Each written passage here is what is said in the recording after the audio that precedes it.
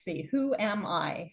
I am someone, now I have a belief that we choose our lives for growth of the soul. So for me, I chose trauma. And trauma has been following me generationally, obviously in past lives, in this lifetime. And I think that the lessons that I'm learning is to how to grieve from the losses of the traumas.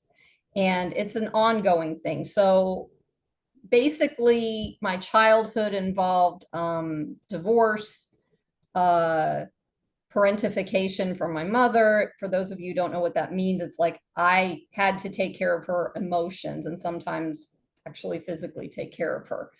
And that when my parents got divorced when I was, I believe, no, I think it was around 4, and I was living with my grandparents. So I had, and my dad. And so I had this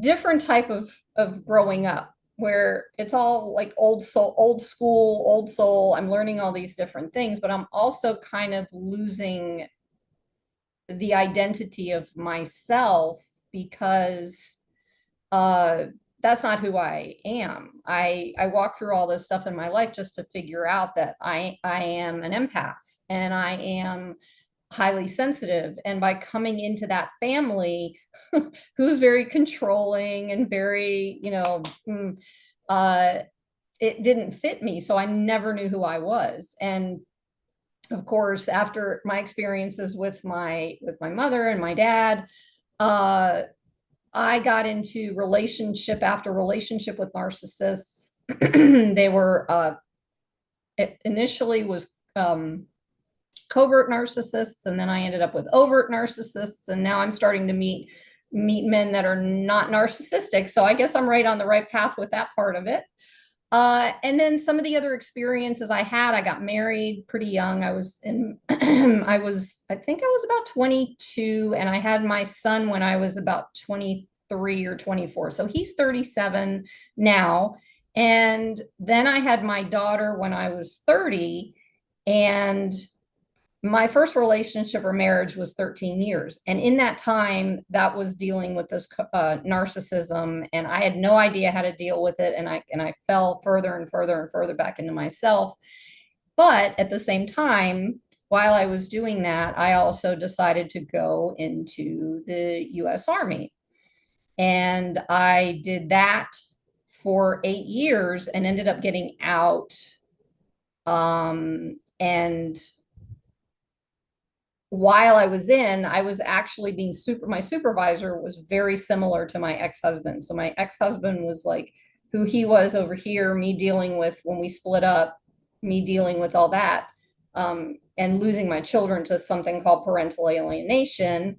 And I'll explain that in a moment. And at the same time, I was dealing with my supervisor, and his personality was identical. Like if you've ever heard, it's like cluster B personality disorder is what they came up with. It's psychopathic and pathological lying, and all these different things. So what I experienced in the military was what they call military sexual trauma and harassment.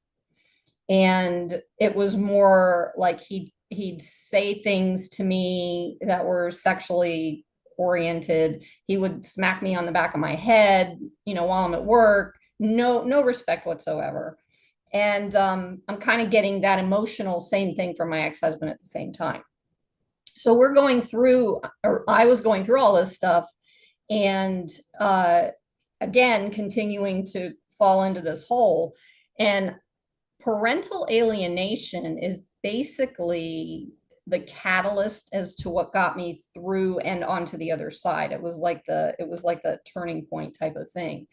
And what it is you can have an intact family or a regular or a high conflict divorce. For whatever reason, they've done research. Empaths are attracted to narcissists. And the narcissist lies to or doesn't tell the whole truth to the children. So the children start pushing the other parent out of their lives. I was actually in a documentary called Erasing Family, where I was interviewed. My son was interviewed, and his stepmother was interviewed. And it goes into what all of that is. So just FYI, if you want to watch that, you can get a better idea. Or if you're going through it, then you'll be able to connect with that if it sounds familiar. But I was pushed out by my kids. My son pushed me out when he was 14, didn't want to see me again. And then my daughter did the same thing when she was 13 or 14. And my son and I finally got back into a relationship, and we have a great relationship. And then my daughter and I are still working through, I think. I'm doing the best I can, that kind of thing. And I actually have a granddaughter that I've never met because of this. So it's a generational thing, which leads me into the next part of my story. So back in 2021, I kind of went into this dark night of the soul for, well, not just one, but about four of them for from 2021 to 2024. And in that, I started to recognize who I was. But part of that journey was I went out on the road and I decided to start a podcast, and I called it The Ride of My Life. And right in the middle of all of the work I'm doing on myself, like I'm doing cognitive therapy and I'm doing other different types of work. I discover somatic therapy. And so I'm doing all this work and I'm sharing it with people. Like, who does that? I don't know. But I recorded it. I recorded every time I was on the road from one place to the next. I did all this stuff and I loved it, but I was pushing myself too hard. So in that process, I was actually homeless, I guess is the best way to put that. And I lived out of my car a little bit. I lived with friends, some. And when I got back to Florida, I was going further and further downhill. So in 2023, that's when I found out on Instagram that my daughter was pregnant. And I was house sitting. That was my home. And I was dog sitting and getting bit by a dog. And because of my energy, I knew it was my energy, but I'm watching all this stuff. I'm observing. I know what's going on. And at the same time, when you're in a depressed state for 10 days, actually probably longer, but 10 days straight, for me, I watch what happens, but it is not easy to get out of. And one day I got this, what I call downloads from the universe saying, call this guy who was part of a group that helped him as a veteran. And I'm like, I don't want to have anything to do with veterans because of what happened with me in the military. Right. So I'm like, oh, okay, fine. So I called him and he said, just hang tight 20 minutes and I will have someone on the phone with you. And sure enough, 20 minutes later, this beautiful human being who went through it himself, his story is amazing. He contacted me on the dot, 20 minutes, and spent 3 days in a row with me for 2.5 hours a day doing crisis management and getting me out of this hole. And then my process began with Fort Freedom into helping me find a place to live and to help me get back on my feet again and to help me, with my military benefits, which I just didn't want anything to do with the military at all at that point. And so they found me a place. I'm in it now. And last year, I think 2024, I started to work on my ancestral healing. And that relates back to the Holocaust. So I'm a second and third generation Holocaust survivor. My mother was first and second. She was born in 1932. And when the Nazis and the SS, I had the word, I don't have it anymore. Can't think of it. Anyway, when they came in and they when they annexed Prague in Czechoslovakia, where my mother and grandparents were living, that was 1938, and they ended up escaping and going to Palestine. So when I was doing my healing work, I'm like, release. It's all somatic. At least for me, it was somatic. Some of it was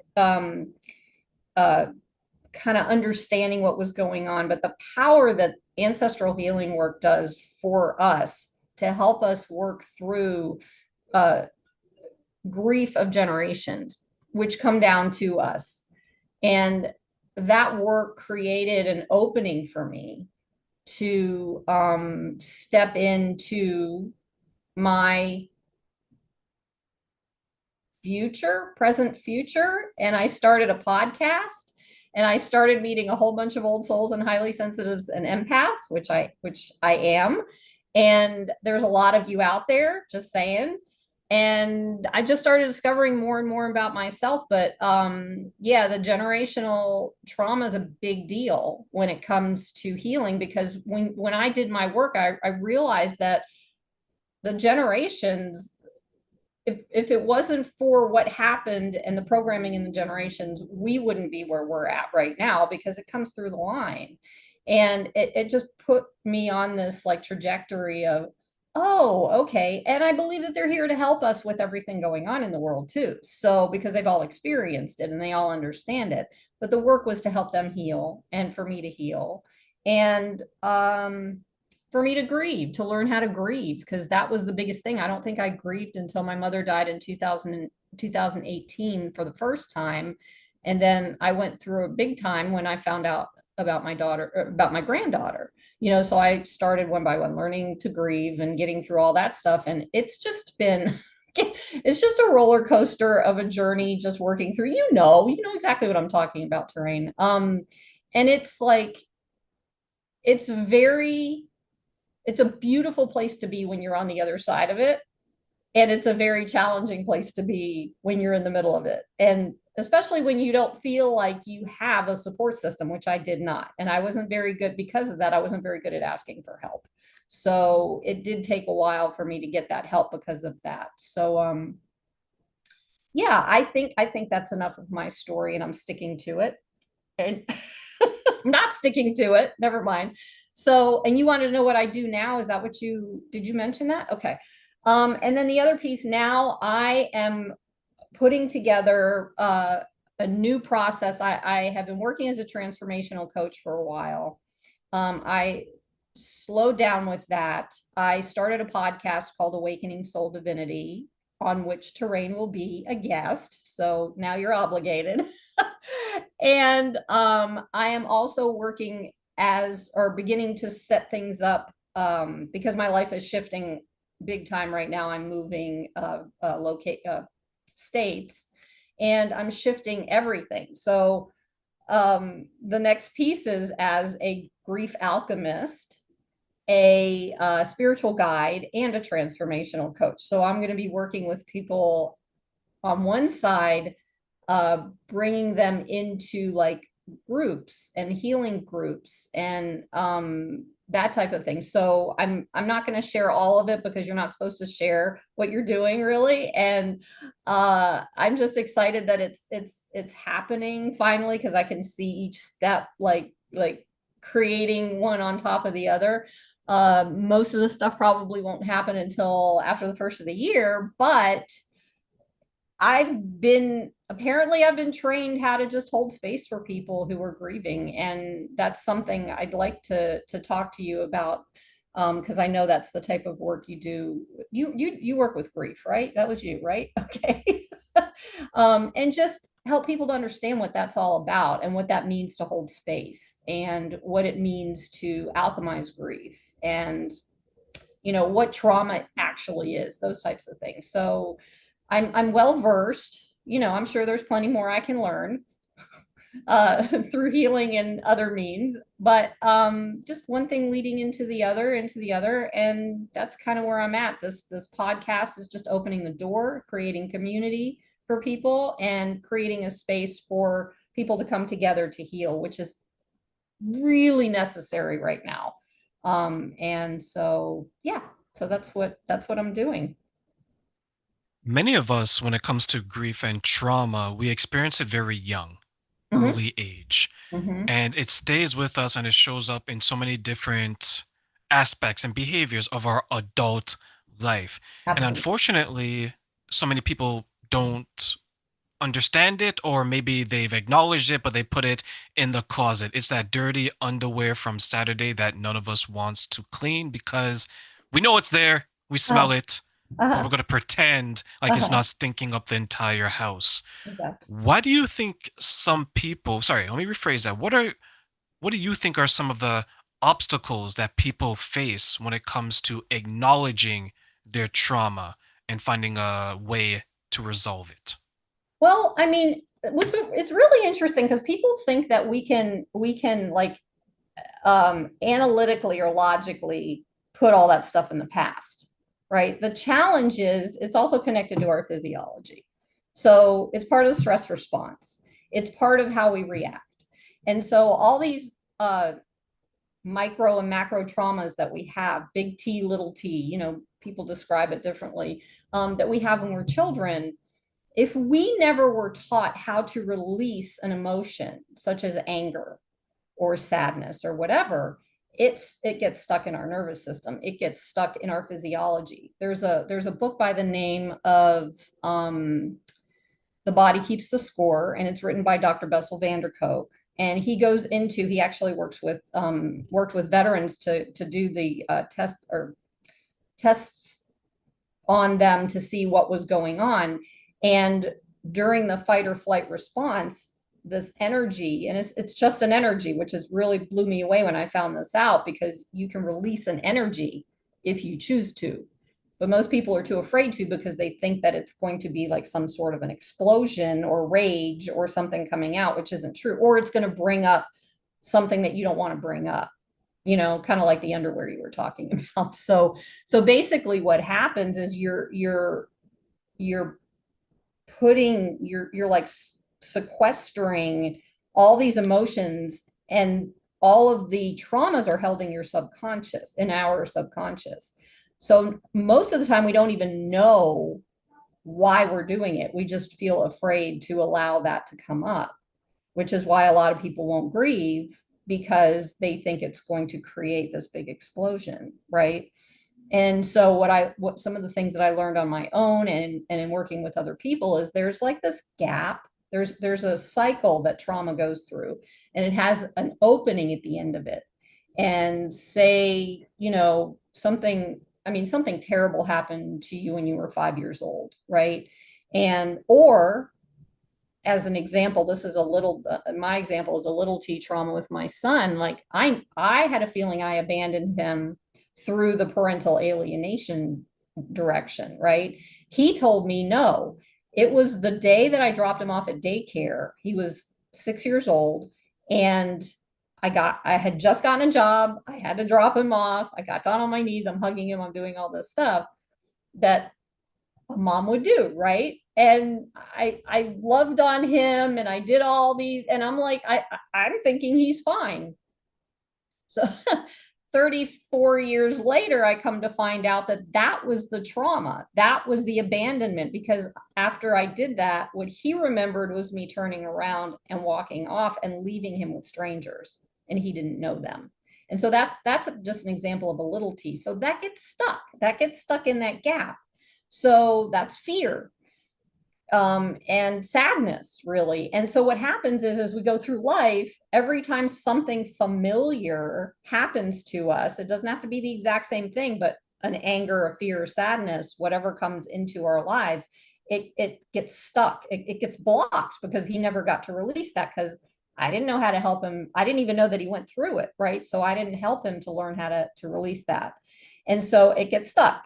And then the next thing that happens gets stuck, and it's all in the subconscious. The inner child, the inner child gets stuck in that subconscious, the energy of that child, and then it just stacks and stacks and stacks through the years.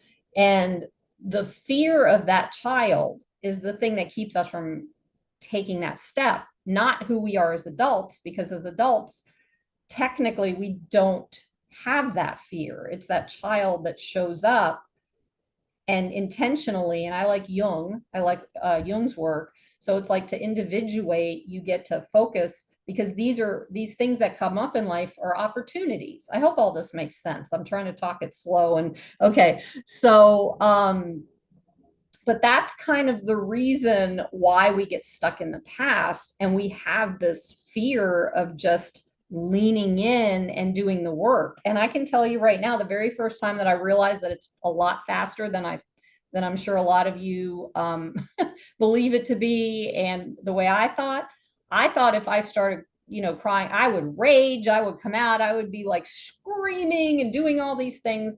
And I had a moment of grief at one point, and I just allowed myself to cry by myself in the middle of a dark night of the soul.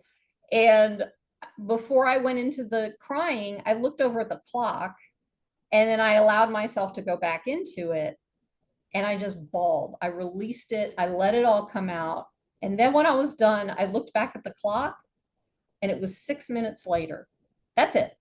It didn't last. It just, and when you're done, you're releasing all of this heaviness and weight off of your shoulders and from your body. And all that stuff can cause disease. It can cause depression and anxiety, all this thing.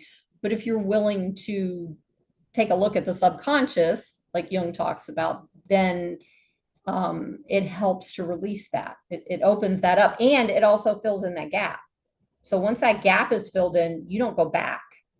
That's just how things work. So healing is a present and forward motion. You don't go backwards. You might witness something again. I call them tests. So if something comes back up again, I'm like, really? Are you kidding me? Yeah. So, but it doesn't come up the same way because now I'm a different person. And now I've had experiences to understand how to help myself or calm myself or talk to my little girl or love on myself, which I could not do for the life of me when I first started going through all this stuff. So, long answer to a short question. The subconscious keeps us stuck in the past because 9 times out of 10 we don't know. And the little kid that was injured mentally, emotionally, physically, and spiritually also keeps us stuck there because they're scared. So I think that answers the question. I hope. And I want to add to that that the healing journey for a lot of people can be scary, Mm-hmm. right? They're becoming someone that maybe they didn't ever think they could achieve because they're beaten down to the point in their past that they no longer believe it. I am not worthy of Yeah. love. I am not worthy of happiness. I'm not worthy of people treating me well.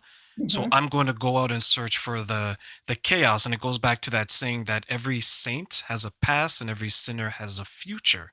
Mm-hmm. You can overcome certain things because it wasn't your responsibility what happened to you necessarily, but it is your responsibility what you do after it has happened to you. Yes. I say When that. it comes to someone changing or leaving their past behind, why do you think some people find it difficult to embrace the new them? Well, this kind of was going to answer something you also just said too. It's like when we're not used to something, when we grow up in an environment where love doesn't exist, you're not going to know what that looks like, right? So when you move into a space that's different than what you know, you get to go through a whole, uh, you just walk through this process to get used to it. Just anything different, any changes in our lives. We something happens, we walk through the process, and then we move into the next phase of the energy of that process. And so for us to move into something that we're not used to, like for example, when I started working with Fort Freedom and I had asked for help, right? Um, I got help, and I was like, because before I got involved with them, I asked my family for help, and they were, oh, nope, nope. And so I stopped asking. And they thought there was something wrong with me. They're like, why can't you just, leave it in the past? Why can't you just move forward and not deal with it? Why, they don't, because they're not like, they they don't have the desire to push through that like I do. And that's where it's being able to step into that understanding for yourself, and moving into the next level. I guess that's the best way, because a lot of people use that phrase, next level. Um, but then being gentle with yourself while you're doing it, because if you don't know what it looks like, then you're not going to know what to do with it. Then ask for help. Ask for someone to sit with you. Ask for someone to, give you the love that you feel like you've never experienced. It could have been there. You just didn't know because you feel not good enough, and you're not going to know it's there anyway. So part of it is an experience. And then the other part is your protective mechanism in yourself that keeps you from understanding what that is. So, yeah, there's that. Do you think sometimes we allow the trauma to define us, so therefore we just accept that identity? Absolutely, 100%. It's like an addiction. For years, then when I was doing my work, that's exactly, it was like I was so focused on feeling better and trying to understand myself that it became an identity. It became the trauma was who I was. And that actually, so as an explanation, what I feel like that is almost like a pendulum. So a pendulum is going to swing wide to this side. You're going through all this stuff. You're having all these traumas. You're doing this. And then you decide to heal and you're going to experience a little bit of the balance, not much. And then you're going to swing over to this side, and then you're going to go hog wild and do the healing and doing this. And then you start going, wait, I can't handle this. And then and it's just a natural thing until you come back into the middle where it feels centered, where you become centered. It doesn't even feel centered. You become centered because you're not going to understand what that means or looks like until you do that. Did I answer that right? I mean, did you hear that right? Did I answer your Yeah, question? yeah. Let's put it that way. No, it does because there's you don't want to be imbalanced, and that's the pendulum swinging, right? Like Yeah.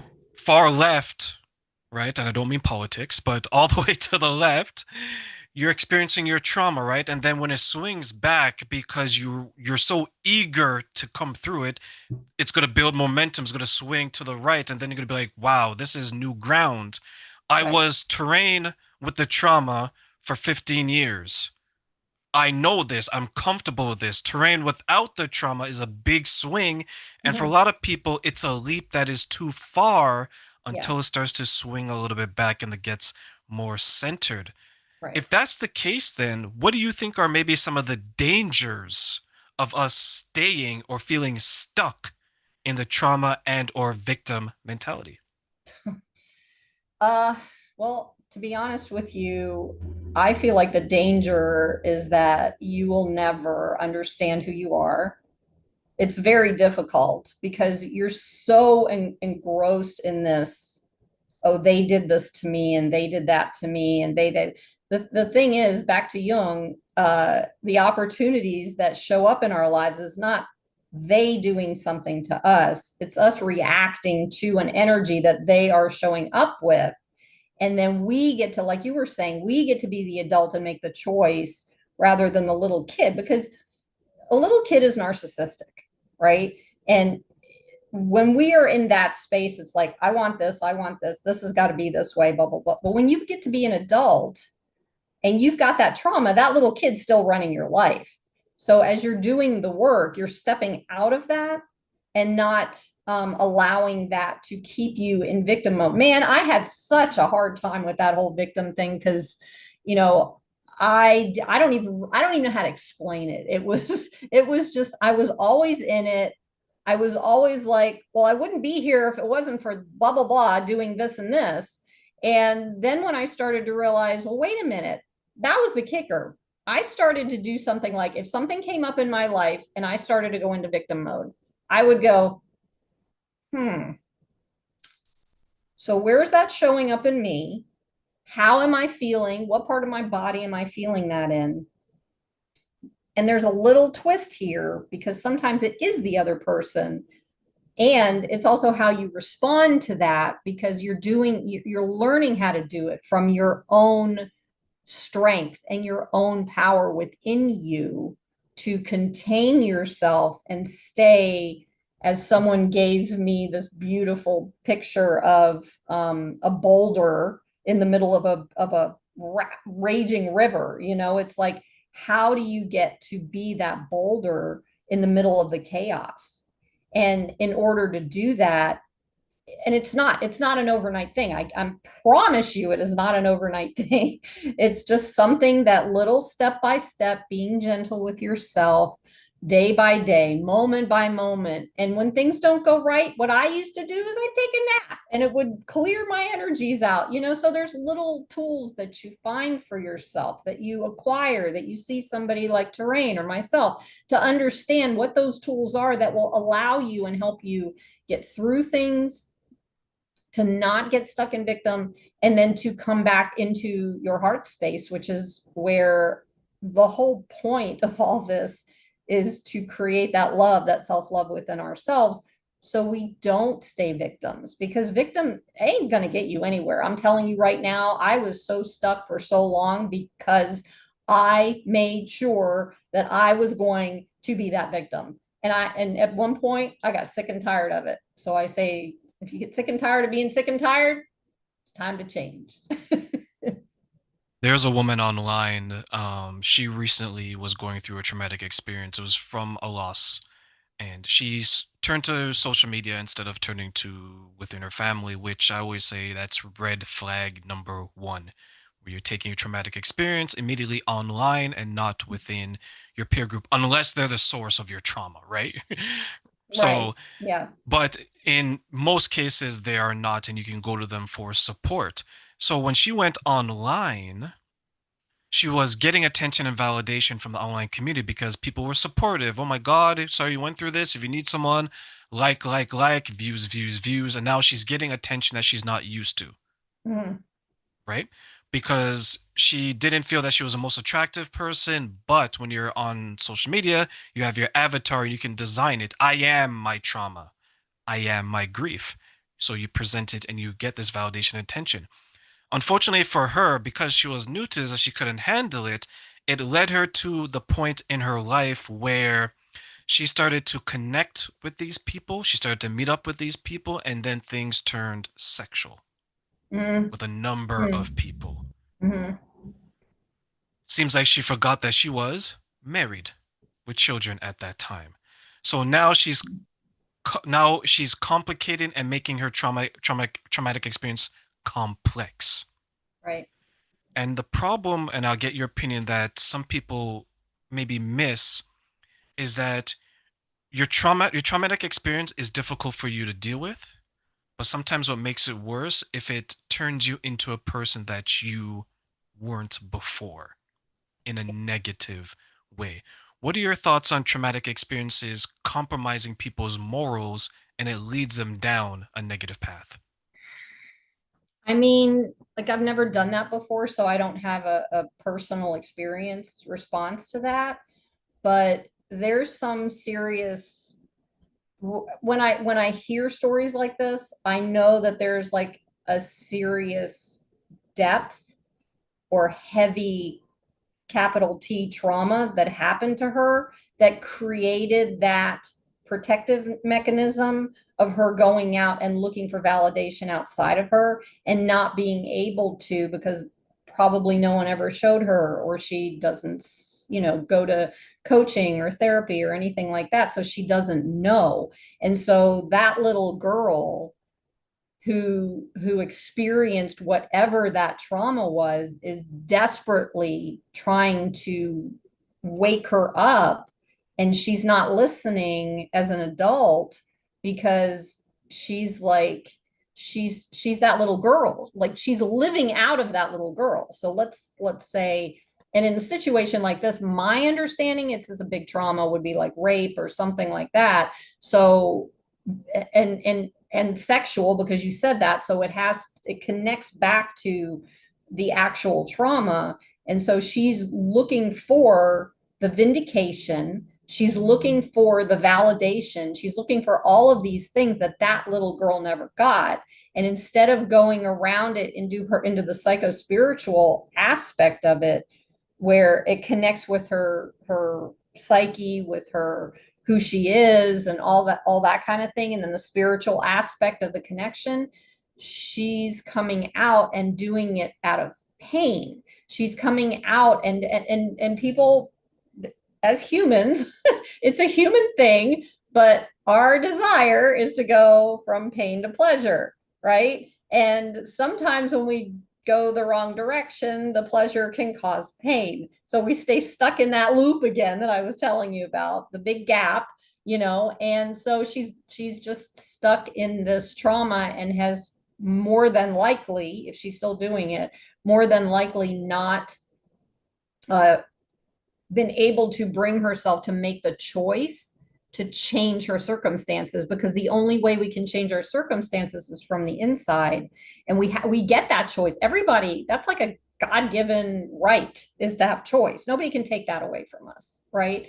And she may not know she has choice, especially if she got raped, right? So she's just living through that little girl, and she's trying to, again, validate her experiences and trying to figure things out as that girl, as opposed to the woman that the adult woman she is. Yeah, her trauma was a friend passed away, Okay. and then Okay. it ultimately led her down that path. And I think one of the difficulties is that some people will use an experience to behave in a way that maybe they always wanted to, Mm-hmm. but they're being held back by maybe judgment, maybe shame, maybe guilt, Mm, maybe cultural belief, maybe society, whatever the case is. And yeah. unfortunately, I think that is something that we have to address because some people will weaponize their trauma. Like, I'm traumatized, so I'm going to mistreat you, Caroline, even though you're the one that has nothing to do with my trauma. And we miss that because I'm traumatized, I traumatize someone else, and then they go on to do the same thing. And now what my one traumatic event has negatively impacted a number of people. That's When right. you went through your experiences, what's something that you learned about yourself looking back that you're like, okay, I'm a little surprised that I learned that? Well, I don't know, because I learned a lot of things about it, and not, let me think.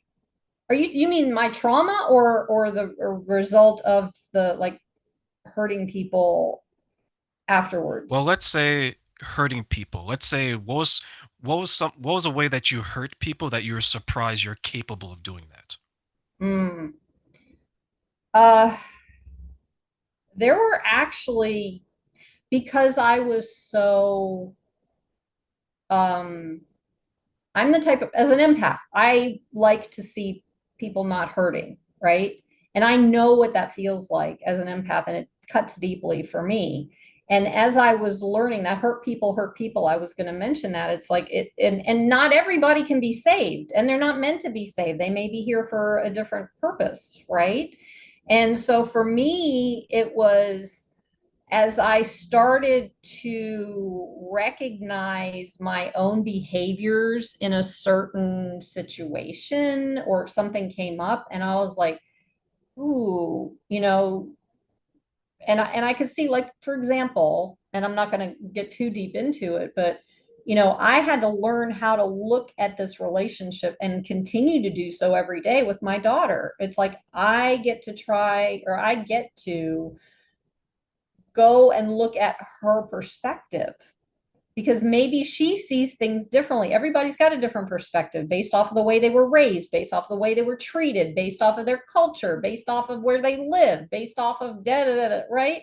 And because of all the things that my daughter was growing up with, she sees things differently. And the fact that I didn't recognize that at first, and I kept being so upset with that, because I was like, every time it was a back and forth thing. It felt like she's dangling a carrot. She says she wants to get, work on the relationship, and then pulls back, and da da da. And I was just, I was getting angry and hurt, right? So then I'm trying to figure out, how do I respond to that? What do I do? How do I get, I got to write a letter to her and explain myself and all this kind of stuff. And what I was doing, because my energy, and because um I was not centered, because of that, it was pushing her more away, because I wasn't in a place where that felt safe to her. And I had to figure that out through this process. I can't tell you how I figured that out, but even within that, I was still hurting her based off of my own injuries and my own traumas from my little girl that I'm now pushing onto her, um, subconsciously, because I don't know it. So it's just an awareness. It's just being able to take a break, take just stop and just look at what's going on and say, well, how's my behavior affecting that person? Like, you can't blame everybody for the rest of your life and say that everybody else is wrong, because you know, I created some of this. We're creators. We create our experiences, right? And so, but the good news is, in that creation, we're also giving ourselves those opportunities to heal. So, I mean, again, I hope that answered your question, but that's kind of where I saw things. And I know with my anger, because I was never allowed to be angry as a little girl, I had to hold it all in. So I was sad all the time. So I was always mopey, and I was always like, you know, and people felt that. You can feel that energy. So that can hurt people, especially people who do love you, and you can't even see that they love you. You can't feel it because you can't feel it in yourself. And that's why the work is so important to get into self-love, because when you can feel that for yourself, then you start pulling all that stuff in, you know, and putting it out there. But until you get to that point, until you start recognizing it, um, again, gentleness with self, you know, it's like, oh, okay, mistakes are okay. I just had to learn something there, and we're not taught that mistakes are okay. And I think that that's an important feature about the healing journey, is to know that, because you're going to make a lot of mistakes, but you get to learn from them. So, With your relationship with your daughter that you mentioned and the alienation that you felt, what do you think are maybe some of the myths or the misconceptions of parent alienation that you'd like to debunk or clarify for people who are experiencing trauma from it? um, oh, that's a long list. So, well, I don't even know where to begin with that. Hang on a minute. Let me think for a second. Um, okay. And I don't get into the court stuff very much, but a lot of people say, well, if this is going on and you're going through a divorce and all this stuff, and you hear from a friend, well, just go to court. They'll take care of it. There's no taking care of anything, because the court system is actually, you'll find that out if you watch the documentary. The court systems are involved in a lot of, they're doing better now. I will say that I do know of, but that's one thing that it's not true. And the other part that's not true that I've discovered is this kind of parental alienation happens to mothers and fathers and uncles and aunts and grandparents and everybody. So the one thing, especially because society has a tendency to blame the dads because of this, and that's not true.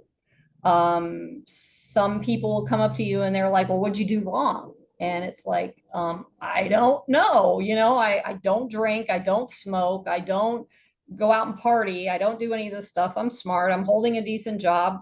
Attorneys, actors, judges, teachers, all kinds of people like that are experiencing parental alienation. You know, it's not just the quote unquote, what do they call those fathers that don't pay, deadbeat dads. Has nothing to do with deadbeat dads. So I would venture to bet that that's a big one. And it also, the debunking part about like people taking drugs or whatever, that's not always the case. I mean, lies will turn things around like that, and kids believe them and they don't let go because they don't know how. And as they get older, they're going to hold on to that stuff. So it's not, oh, and the other part was, you know, all parents who have gone through it like I have assume that, just like me, assume that once they get to a point in their lives that they're going to go back and change their mind and say, hey, I want to meet, I want to get to know you or whatever. And what's happening though is these children are not necessarily pushing you out of their lives because of parental alienation. it's also because of their normal growth patterns. So teenagers are teenagers or teenagers. It doesn't matter whether they're going through parental alienation or not. They're still going to push you away as a parent. So being able to recognize things like that, and I think I'm just going to add this on here because it's coming up. I think the most important thing that I discovered was putting yourself first to get through it and grieving the loss, because a lot of parents of parental alienation are holding on to hope for so long, and you're wasting your life because your child needs to see you as a stable person, and they feel more comfortable. Like my son and I have a better relationship now that I've done this work because of my energetic stability. So people think that, oh, if I hold on tight and I don't grieve and I don't do this and I don't move forward in my life, that my kid's going to come back to me. They may not come back either way. So just being able to recognize that for yourself and still going through your healing process is important as well. So What role do you then think guilt and shame plays in, let's say, parents ignoring the trauma and continuing to make it work? are you talking about the alienated parent or the parent that's causing? The alienated parent. So ask me that question again. Yeah, so for the parents who's feeling alienation from their children because of circumstances, let's say, what role do you think the guilt and shame of being viewed as a bad parent plays in them continuing to accept the traumatic experiences? Ah, well, that's a big, that's like the thing. That's the exact thing because especially, well, I mean, I guess being a mom, guilt and shame for abandoning your children. And even though you love them and you're there for them and you tried and you did all this stuff, the guilt and shame still shows up. For the father, same thing. Obviously, I'm not a father, but it still is a big deal because you love this child, you brought them into the world, you know that you want to be a part of their lives. And what it did for me was the guilt and the shame just like dug in. It just pushed and prodded and poked, and it was really it's hard, and it does actually become an identity because there's no parental alienation is such a vicious cycle because there's no way out unless you do your healing work. And people, for years I couldn't even figure out how to grieve that because my children were alive, right? And it doesn't take away from people who have gone through their children passing, but what it does is it gives a whole different viewpoint and experience of how do you grieve that. And the only way that I was able to break through the grief and the shame was, I mean, what was the word? Guilt and the shame. The only way I was able to break through the guilt and the shame was through the grief because I knew that I wasn't the only one involved in it. And I knew that I loved my children, or I love my children. And every time I took the next step and the next step and the next step and said no, because that guilt and shame doesn't just stem from the parental alienation. It stems from who you think you are from your childhood, the not good enough. It's just reinventing that energy again. That's your opportunity right there to heal that little girl or boy who felt guilt and shame growing up also. When you look back, Caroline, on your traumatic experiences, either let's say the alienation from your parents, let's say the veterans, your childhood, what impact do you think that had on your adult relationships, whether they're personal or even romantic? Uh, I was in such a place. I guess the best phrase for this is looking for love in the all in the wrong places, or whatever that phrase is. Yeah. Because I was so desperate. I just, my intention was to find someone to love me because I didn't see it from anyone. I didn't know what that looked like. I didn't know how to do it for myself. So every single relationship, even though I was loyal, I was loving, I was all these different things, I would push people away at the same time because of the desperation to have someone love me until I learned how to love myself. And then it was like, oh, okay. I don't and the other thing is it always brought me into the wrong types of relationships. Like it wasn't again who I'm meeting now and the kinds of relationships I have now. And I used to be afraid of someone getting angry with me. Well, people get angry. I'm not going to lose them because they're getting angry, but that's what I thought.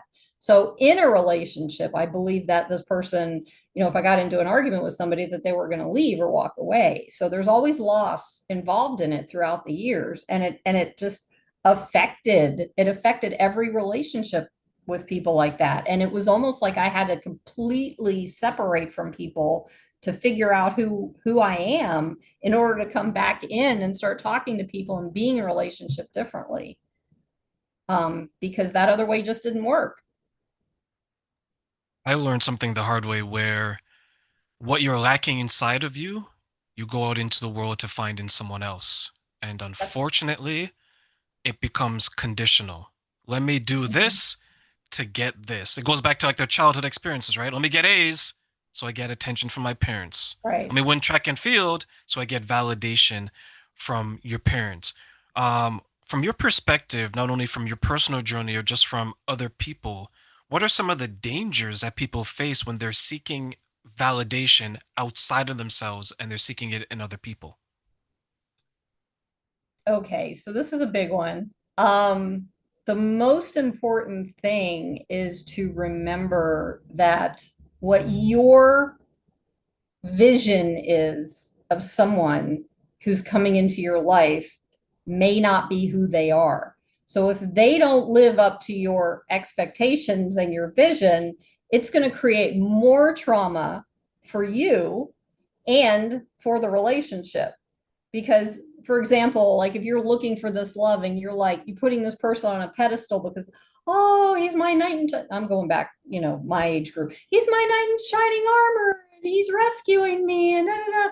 And then I come to find out that he's a pathological liar and he's not living up to that knight in shining armor thing, and now I can't get rescued. And how do I, and that's kind of how it worked when I first got into relationships like that. It was like I was looking to escape the non the feelings that I thought that I wasn't getting from as a child, the love and the nurturing and all that kind of stuff. And I turned around and looked for it in someone else. And I kept picking people who didn't know how to do it either because that's all I knew. Right. And so when I did that, and then I'm like, okay, oops, I'm not getting anywhere with this. And it's becoming really traumatic or traumatizing to deal with each of these relationships. But also the other danger is codependency that I feel like I got myself into. It's like because I had this expectation, I was doing everything, they were doing everything for me, but we were forgetting ourselves. And it created this like, um, well, why haven't I'm giving you all this stuff and you're not appreciating me and that kind of thing. And that's not how it works because the first person that we're supposed to take care of is ourselves. And so none of that stuff ends up working out. So I feel like that's a huge red flag, danger, Will Rogers. I don't know if anybody knows that one, but that's a big one. Yeah. Yeah, it's a put up or put out, right? Yeah. Either Yeah. you put up with it or you put out and you step out. Um, But then do you you think lose then yourself in the process when you do you that. do? You do, Hmm. right? Because then it comes back to, is this a lack of boundaries? Yeah, probably. And how do you set again, another thing, how do you set boundaries up when you don't know how to do that, when you let people walk all over you? But it's all a learning game. This is a game of life, and you learn, you live, you screw up, you learn again, you do it again. And then one of these days, it's like, what's the guy's name that invented the light bulb? Isaac Newton? No, that's gravity, isn't it? Yeah. I'll He's the find out. Apple. He's the Apple dude. Yeah, he's Anyway, he's gravel. I can't remember right now. Anyway, apparently it took 10,000 mistakes before that last time when the light bulb actually worked, right? So when we're told you can't make a mistake, I mean, you're not going to learn from that. And the only way to learn to move into the next thing and the next thing and understand yourself better and move into yourself and all that is by making mistakes. So that's a key, I think, because our programming is just pushing us in so many different directions that we don't need to be going in. That's Yeah, and it came to me as Benjamin Franklin. It just came to me. I was like, "Poof, no, but Benjamin Franklin's the lightning dude. electricity. Well, no, No, it's lightning, but light bulb. I'm he's yeah. Oh, you talk about light bulb. light bulb. What is his name? I Yeah, don't we'll know. figure it out. We'll We'll be figure here it for out. a few But hours trying to figure that out. no, but you're right when it comes to understanding that it's okay to make a mistake, and I think sometimes we get afraid to make a mistake because mistakes leaves us vulnerable. Mm-hmm. And when we're vulnerable, we're prone to maybe being taken advantage of, Mm-hmm. which can make our traumatic experiences even worse. Because after traumatic experience, what do? It's like that turtle that goes back into the shell, right? We're going to something hard. We want to be protected. And then we can figure out that maybe we can't trust people, but eventually we have to trust ourselves to be able to trust the right people. Mm-hmm. And that Exactly. leads me to my last question for you. I'm going to give Well, you. may I throw Go something in ahead. there real quick? Go ahead. Judgment was the word that popped in when you said that, because it's like we have a fear of being judged, and then we start judging ourselves for the mistakes that we made, and it makes it even harder to work through those things too. That popped in to just add that in there. I agree. So, final question for you, Caroline. I'm going to give you three wishes. What are three things you wish people knew about the importance of boundaries when it comes to trauma and why? Three things that are important about boundaries. Boy, you're making me think on this thing. This is supposed to be easy. Let's see. Three things about boundaries. In what way? Like specifically Just why it's important when it comes to healing from trauma. to create boundaries? Yes. Okay. Okay. So and we're talking about, see, I have a challenge with this boundary thing nowadays, but in a normal situation, when you're not being told that you have to create a hard boundary no matter what, and then you don't give any leniency to someone who's actually trying to do their work, that's different, because there are people out there creating boundaries that actually injure the relationship more because of how stuck they are in that boundary. So that snuck in when you asked me that. And it doesn't help. I mean, that's kind of what's going on with me and my daughter. There's a hard boundary there, and there's no grace. In general, though, the boundaries keep you in your strength, in your power, right? So when you create a boundary with someone who actually listens to you, and it gives you more opportunity to feel better about yourself for creating that boundary, you're giving yourself the opportunity to actually create a better relationship with people. I think boundaries are important. When you don't have those boundaries, it's like you start blending together with people, and and it starts getting confusing. There's that codependency thing again. Am I on the right track? I want to make sure I'm on the right track with this. Okay.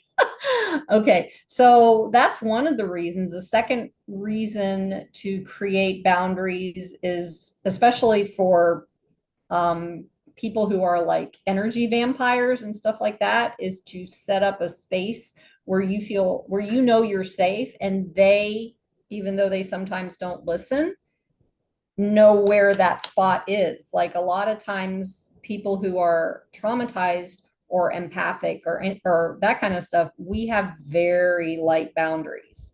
And so people who are what they call energy vampires will cross those boundaries. And the more that you do your work, the more you can create that, and the further back these people who don't deserve your time will step back, and then you can focus on the things that you want to be involved in your life, and you're not doing it as an empath for them.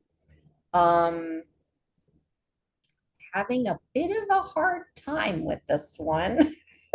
uh, uh yes, more, you want more? Okay. um not really